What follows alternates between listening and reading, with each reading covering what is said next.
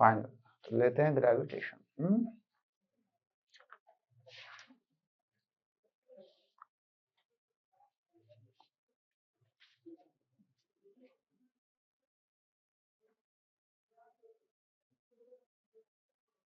What is gravitation? कहते हैं force of interaction between two object in space is called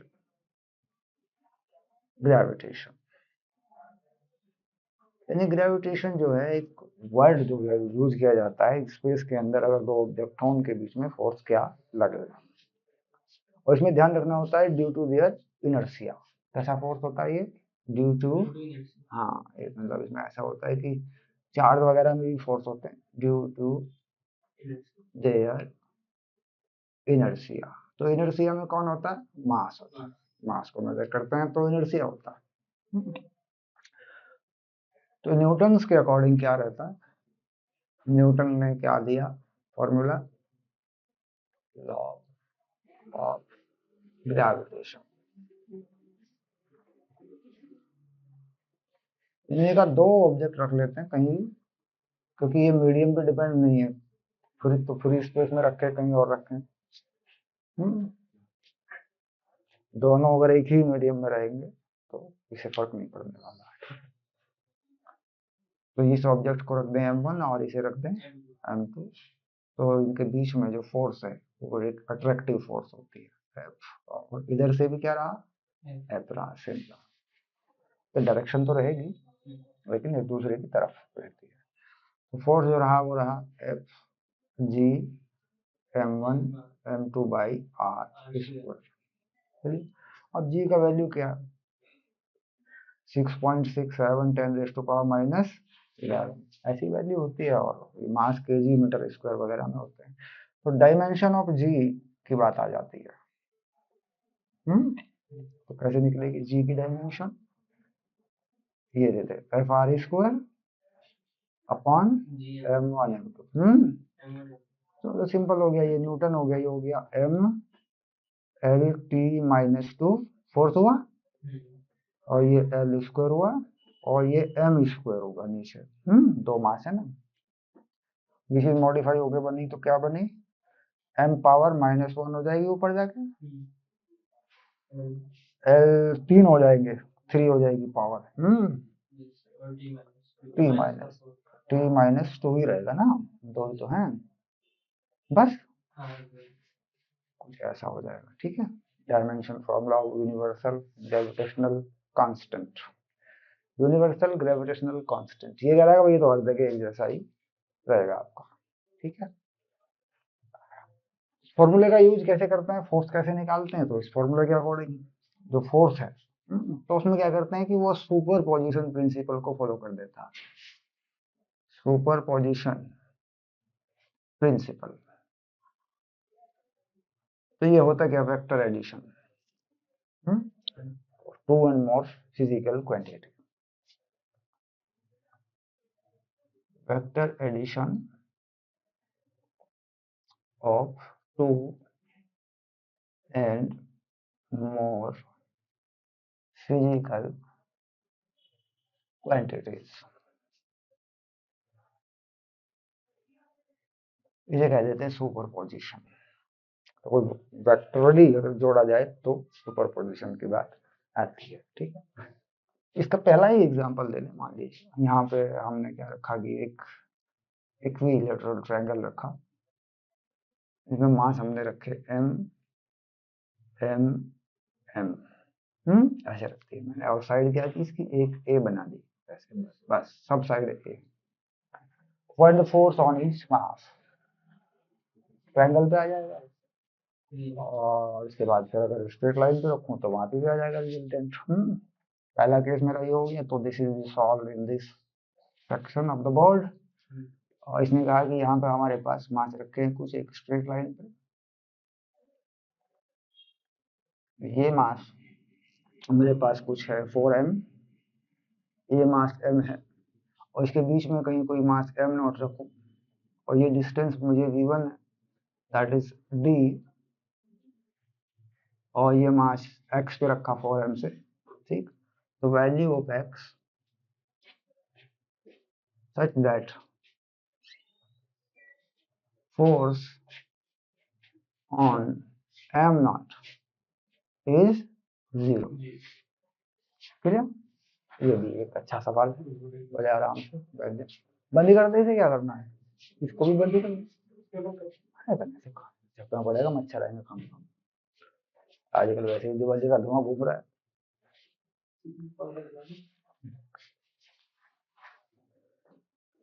अब बात करते हैं कि भाई पंखा 1 नंबर पे चला ले।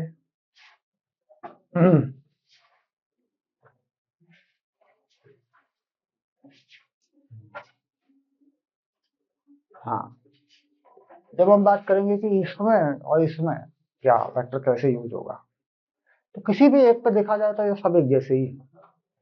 तो अगर मान लीजिए इस पे देख लेता हूँ, तो इस पे जो फोर्स है एक बनेगी इस तरफ को यूं, और दूसरी बनेगी इस तरफ को, बट ये दोनों ही फोर्स वैल्यू में सेम होंगे क्योंकि आर सेम है। तो मुझे रिजल्टेंट फोर्स चाहिए। तो यहाँ का एक फंडा होता है मेरे पास, इस तरह के केस में होता है, वो कहीं भी होगा, फिजिक्स में बड़ा काम आएगा ये फंडा।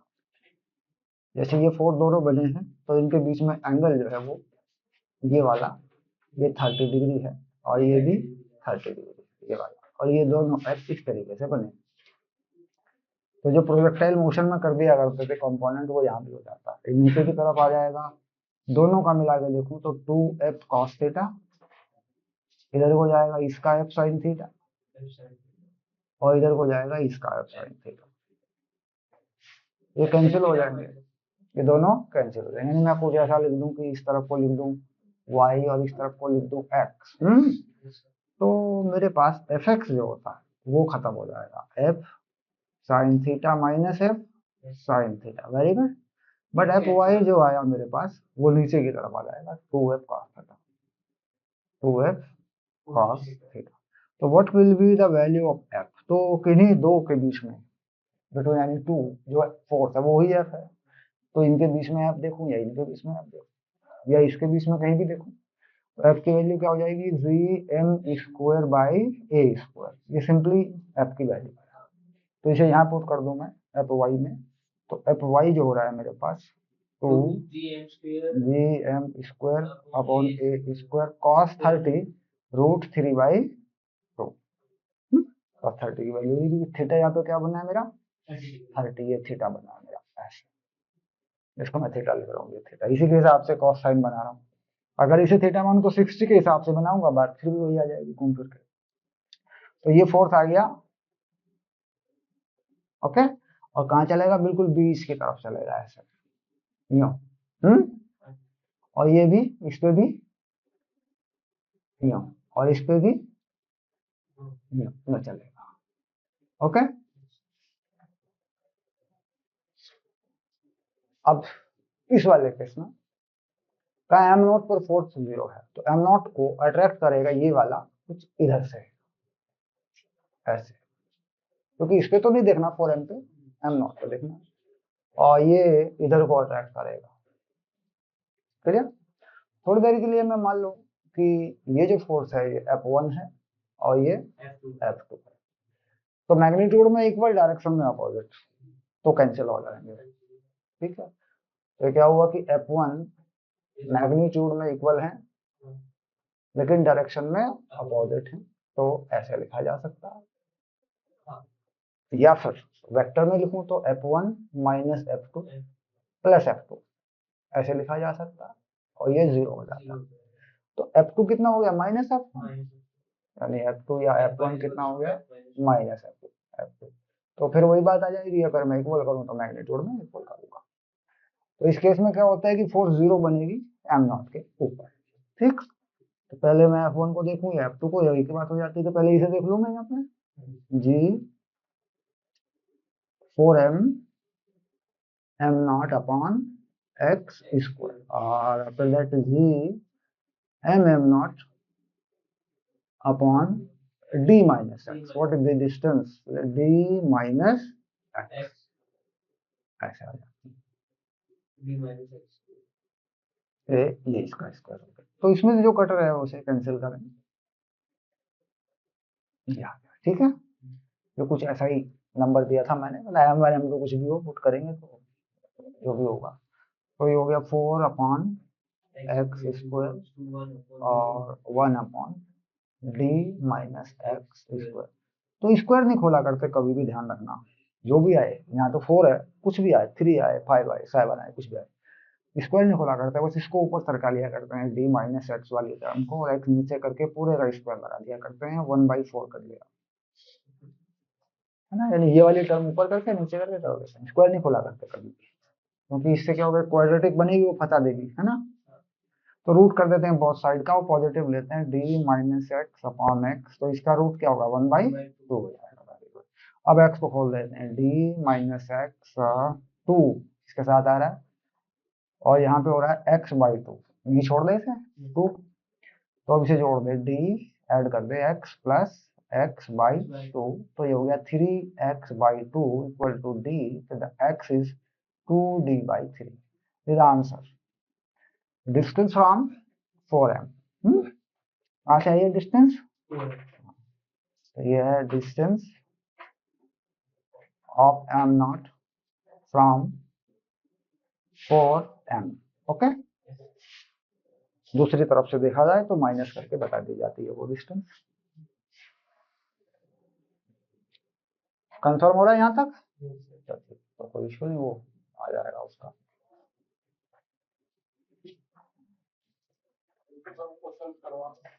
अब इसमें आता है हामल, शुरू करो। इसका थोड़ा सा ग्रेविटेशन का फोर्स का टच दे दूं तो ये फोर्स कर लेगा।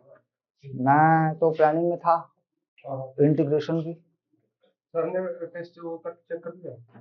अरे ये तो फास्ट यही लगा देना, यही भर देगा फटाफट तेरे को। तो इसके बाद आगे फोर्स पर ही अगर कॉन्सेंट्रेट कर लें, फोर्स को ही देखें, ठीक है, कैसे काम करता है फोर्स ग्रेविटी में। तो सर्कुलेशन में काम कैसे करती है ये फोर्स, बिल्कुल उसी चीज पे जाते हैं, क्योंकि ये तो फिर कहीं ना कहीं रिजल्टेंट निकलेंगे, तो वो तो एग्जाम्पल है, कहीं ना कहीं बता ही देगा कि क्या करना। तो ये फोर्स सर्कुलेशन में कैसे काम करती है।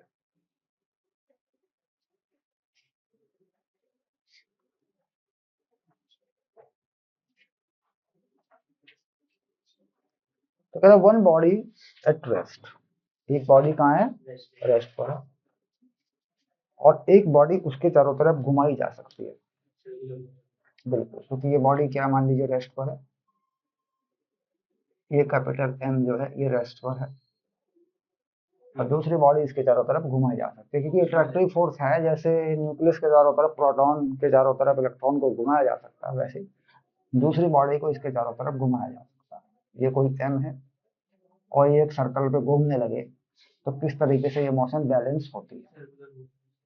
ओके, सर्कुलर मोशन ऑफ, क्योंकि यहाँ फोर्स यहाँ पे आएगा, वो अट्रैक्टिव फोर्स होगा। इस पे लगने वाला जो फोर्स बनता है यहाँ पे, ये रेडियस मान ली जाती है, जिस पे घूमेगा ये वाली रेडियस होती है। सेंटर टू सेंटर लेते हैं रेडियस, ध्यान रहेगा।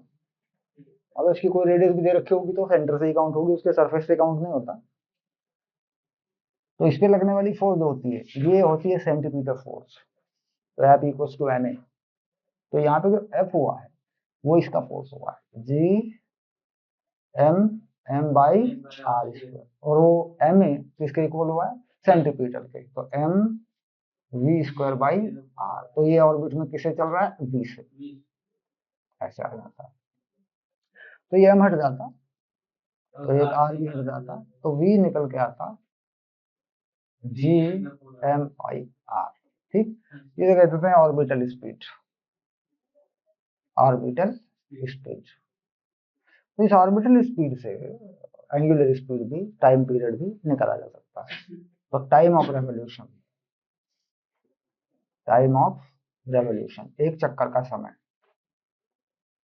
तो क्या करते हैं, ये होता है 2πr/t, क्योंकि एक चक्कर में कितना चलेगा, 2πr, टाइम t हो जाएगा। तो बड़ी आसानी से वही चीज यहाँ से निकाली जा सकती है, कोई झंझट इसमें नहीं है।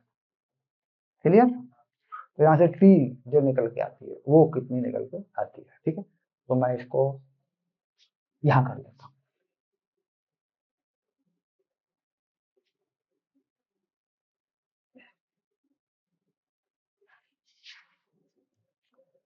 तो टी कितना हो गया, टी हो गया, हाँ इसे कुछ उल्टा करना पड़ेगा ना, आर बाई जी एम ऐसे करके, है ना।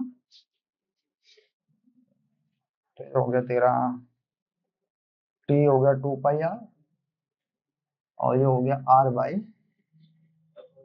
जी एम, ये ठीक है। तो यहाँ से एक बात ये कहता है कि रूल बन जाता है यहाँ से कि टी का स्क्वायर आर का क्यूब प्रोपोर्शनल है, यानी अगर दोनों तरफ मैं स्क्वायर कर दूं तो क्या बनेगा, टी का स्क्वायर और ये 4 pi square R square root हट जाएगा आर और जी एम, तो टी स्क्वायर तो 4 pi square by G M R cube, ठीक। तो ये कह रहे हैं कि किसी के भी लिए ये चीज होती है, ठीक है। तो इसे बाद में फिर दिखा भी देते हैं कि केपलर थर्ड लॉ है, केपलर थर्ड लॉ बन जाता है, क्लियर। एक क्या होता है कि कंजर्वेटिव फोर्स में, कोई फोर्स अगर कंजर्वेटिव है, इन दिस केस अगर उसमें घूमने वाला मास या सेंटर पे रखा हुआ मास की वैल्यू ना बदले, ये दोनों मास ना बदले, तो उस केस में एंगुलर मोमेंटम भी कंजर्व हो जाता है। ये कंजर्वेटिव फोर्स की कंडीशन होती है, विच इज नॉट कि वो मास नहीं बदलना चाहिए। अब देखिए मैं बताता हूँ आपको, कंजर्वेटिव फोर्स है तो क्या प्रॉपर्टी फॉलो करती है इस चीज को।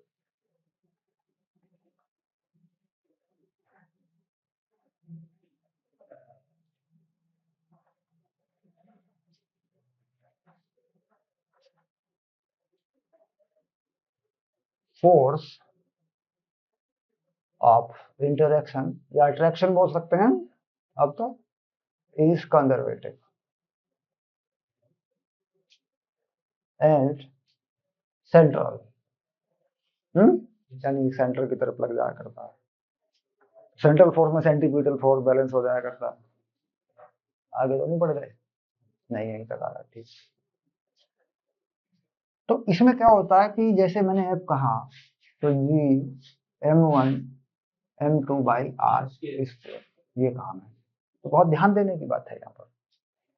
if m1 and m2 are constant, if m1 and m2 are constant या remain same, ऐसे कर देते हैं, then angular momentum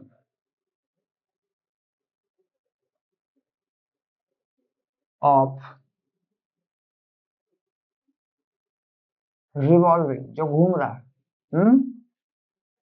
mass remains constant, यानी घूमने वाले का, यहाँ पर जो घूम रहा है ये वाला, इसका एंगुलर मोमेंटम कांस्टेंट रहता है। तो उसका मतलब होता है कि अगर ये सर्कुलर से एलिप्टिकल भी होता है तो एंगुलर मोमेंटम चेंज नहीं होता। और एंगुलर मोमेंटम का फंडा क्या होता है, L M R cross V, ऐसा होता है, ठीक है। ये कंजर्वेटिव फोर्स में। उसके बाद ये कह रहा है वर्क डन, पहला केस हुआ, इसी तभी होता है, वो भी तभी होता है जब मैं अप्लाई करूंगा, मास को चेंज नहीं करूंगा, तभी होता है कंडीशन। कहता है energy conservation, this force obey the law of conservation of energy। तो यहाँ पे आ जाती है काइनेटिक एनर्जी, चलने वाली, और पोटेंशियल एनर्जी जो भी बनेगी उनका सम कैसा रहता है, कांस्टेंट रहता है। लेकिन ये जरूरी है कि ये चीज होनी चाहिए, अगर ये नहीं हुआ तो ये लॉ फॉलो नहीं होगा, क्लियर। अब क्या होता है कि मास चेंज हो रहे हैं, मान लीजिए इसका या इसका मास चेंज हो रहे हैं, तो उस केस में क्या होता है, तो ये लॉ फॉलो नहीं हो रहा है, ये कट गया। तो if the mass m1 and m2 are changing with time, समय के साथ बदलना, वेरिएबल है टाइम, घट रहा होगा या बढ़ रहा होगा उस केस में। तो इस फॉर्मूले को मॉडिफाइड करके लिखा जाता है। कैसे लिखते हैं इस फॉर्मूले को मॉडिफाइड करके? यानी अगर कंजर्वेटिव फोर्स है, फोर्स कैसा है, फोर्स इज कंजर्वेटिव, तो कंजर्वेशन का एक रूल होता है कि उसमें जो क्वांटिटी होती है वो समय के साथ नहीं बदलती, तो dF बाई dt इज 0। ठीक है, बहुत सिंपल सी बात है, फंडामेंटल है, रूल है ये। तो अब उसका डिफरेंशिएशन करते हुए चलें, यहाँ पे देखते हुए सर कैसे होता है। ये कंडीशन मैंने लगाई तो उसके हिसाब से चलें, तो ये घूम रहा है, यहीं पे लग जाएगी वो कंडीशन, ठीक है। तो अब वो कहानी जो अभी v निकला या कुछ निकला खत्म हुई, अब तो नई बात आ गई। हो सकता है ये मास उड़ रहा हो सकता है इसमें से कुछ निकल रहा या इसमें से कुछ आ रहा, हो सकता है इसमें से इसमें जा रहा, इसमें से इसमें जा रहा, क्या पता। तो अब बात जो आ जाती है, अब आ जाती है कि ये फोर्स जो है 0 होगा, इसका डिफरेंशिएशन। तो पहले g को हटा लेते हैं ऐसे, तो क्या करते हैं डिफरेंशिएशन में, एक का छोड़ा, एक का कर दिया, बाकी छोड़ दिया। तो पहले मैं m1 का कर दूं, तो dm1 बाई dt, बाकी छोड़ दूं m2 बाई आर स्क्वायर, उसके बाद प्लस, फिर m2 का कर लूं, m1 को छोड़ दूं, m1 by R square dm2 by dt, time के साथ कैसे वेरी करता हूं। उसके बाद m1 m2 को छोड़ दूं और आर स्क्वायर का कर दूं, -2 अपॉन आर क्यूब। ये पावर डिफरेंशिएशन में कम हो जाया करती है, जो नीचे पावर होती है ऊपर आ जाती है मल्टीप्लाई, तो ये हो गया -2 अपॉन आर क्यूब और D R by D T, क्योंकि आर भी तो समय के साथ अपने आप ही बदलेगा, फिर ये तो पास आ रहा होगा या दूर जा रहा होगा। तो कह रहा ये जो टर्म होती है आपकी ये 0 हो जाती है, ठीक है। तो इस केस में कि जी कॉमन हुआ और 0 में चला गया, तो मेरे पास एक इक्वेशन आ जाती है जो मुझे वहां की जानकारी बताती है, जो भी क्वेश्चन में गिवन होता है उसके हिसाब से मैं उसे बनाता हूँ। यानी मेरा फंडामेंटल लॉ ऑफ इक्वेशन इसके अकॉर्डिंग बनता है। फिर बात को समझेंगे कि ये देखो क्या लिखा मैंने, m2 by R square dm1 by dt। हो सकता है m1 बढ़ रहा हो या घट रहा हो, बढ़ रहा हो तो पॉजिटिव समय के साथ, घट रहा हो तो नेगेटिव। इसके बाद m1 बाई आर स्क्वायर और ये dm2 अपॉन dt, इसके बाद माइनस m1 m2 और D R upon D T, okay, और 2 साथ में ऐसे, क्लियर। और नीचे क्या है, आर क्यूब है, और ये पूरी वैल्यू 0 के इक्वल जा रही है। तो आर स्क्वायर हटा दे इसमें से, नीचे आर स्क्वायर सब में है ना, हटा दे इसमें से, तो फाइनल मेरे पास आ गया m2 dm1 by dt plus ये m1 था, m1 dm2 बाई dt और -2 अपॉन आर और m1 m2 dr by dt, ये आ गई मेरे पास एक चीज, और ये क्या रही, 0। तो इसी बात पर इस बार जेईई एडवांस में एक क्वेश्चन आया था, उसमें क्या बताया गया था, हाउ टू अप्लाई दिस, इसको कैसे अप्लाई करें, कैसे देखें इस चीज को। उसमें क्या बताया गया था कि m1 से कुछ मास उड़ता हुआ m2 में जा रहा है। एक तो ये कहा कि यहाँ पे हमने जो रखा वो m1 है और यहाँ जो घूम रहा है वो m2 है, तो m2 का कुछ मास इसमें जा रहा है जो कि लैम्डा के रेट से जा रहा है, यानी -dm1 बाई dt, ये है, ये है, ठीक है। तो इसकी वैल्यू पूछी थी 1 by R D R by D T की वैल्यू। तो m1 पे कोई ज्यादा फर्क नहीं पड़ता है, क्योंकि m1 ये कह रहे हैं कि बहुत बड़ा है, वहां बताया गया ऐसे, तो छोड़ दिया इस वैल्यू को, ये जो वैल्यू थी छोड़ दिया। अगर m1 से डिवाइड मारूं पूरी वैल्यू को मैं, ठीक है, तो वो चीज छोड़ देगी उसमें, ये चीज जो है dm2 वाला वेरिएशन लगाया गया। अब इसको पूरे को अगर m1 से डिवाइड कर दूं तो m1 हट जाएगा इसमें से, क्लियर, और ये m2 नीचे आ जाएगा इधर से, ठीक। तो क्या किया मैंने, पहले सबसे पहले इसमें से इस इक्वेशन को मैंने m1 से डिवाइड किया, ठीक है। तो m1 यहाँ से हटा, इसके नीचे आ गया, यानी मेरे पास पहले आया m2 by m1 dm2 by dt, dm2 by dt, ये चीज आई। दूसरी टर्म मैंने m1 से डिवाइड किया तो हट गया ये, तो ये dm2 बाई dt आ गया, ये आ गया मेरे पास, ठीक। उसके बाद 2m2 by r, 2m2 by r dr by dt, और ये चीज किसके इक्वल जा रही है, दैट इज इक्वल 0। अब m1 m2 से बहुत बड़ा है, तो ये चीज खत्म हो जाएगी 0 लगभग, क्योंकि m1 बहुत बड़ा है m2 से, देखो ये लिखा हुआ m1 m2 से बहुत बड़ा है। तो यहाँ पे जो बना वो क्या बना, वो बना अगर देखूं उधर ले जाके तो क्या बना, 2m2 by r dr by dt plus हो गया, उधर जाके इधर ये रह गया, ये दोनों पॉजिटिव हो रहे हैं, ऐसे होता है। तो यानी मेरे पास जो आ रहा है वो आ रहा है 1 by r dr by dt, बहुत सिंपली, और ये आ रहा है गामा, जो वैल्यू थी इसकी उसके टर्म में लिखूंगा इसे मैं, तो नीचे क्या आ रहा है, m2 आ रहा है, और m2 घट रहा है किससे, माइनस गामा के रेट से, और नीचे 2 भी आ रहा है, एक 2 भी नीचे आ रहा है, क्योंकि मैं कह रहा हूँ डी m2 घट रहा है, m2 लिखा हुआ है ऐसे, m2 उड़ के m1 में जा रहा है, तो देखो उल्टा लिखा हुआ है मैंने, ठीक है। तो वो प्लस हो जाएगा, इसमें ऐड हो रहा है, तो वो तो जरूरत नहीं उसकी, तो इसकी जो वैल्यू आ रही है मेरे पास वो आ रही है 1/r dr बाई dt, तो माइनस गामा अपॉन 2m2, ये वैल्यू आ रही है मेरे पास, है ना।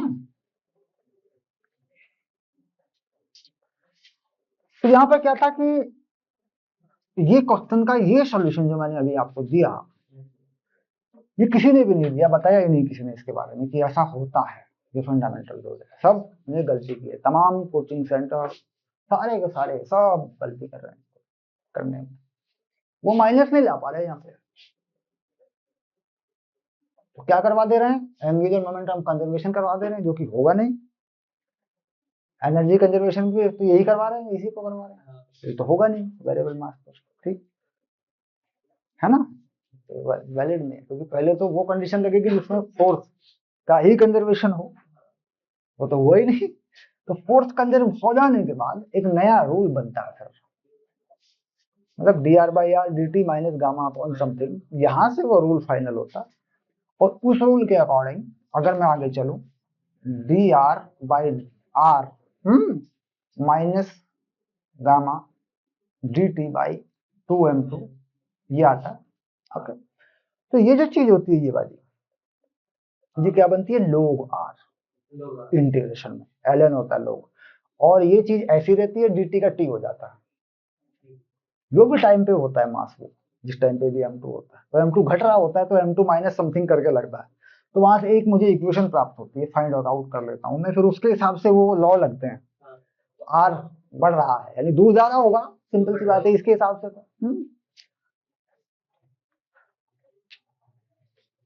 तो फोर्स के वेक्टर एप्लीकेशन या और सारी चीजें लगाएंगे इसी चीज पर आप, ठीक है। इसकी जरूरत नहीं पड़ेगी ये वाले की, ये तो मैंने बताया कि भाई कहीं भी कंजर्वेटिव हो, कोई भी हो, तो पहला फॉलो फंडा यही होता है, उसके बाद अगर ये सेटिस्फाई करे इस बात को तो उसके बाद आगे की बातें होती है। हाँ।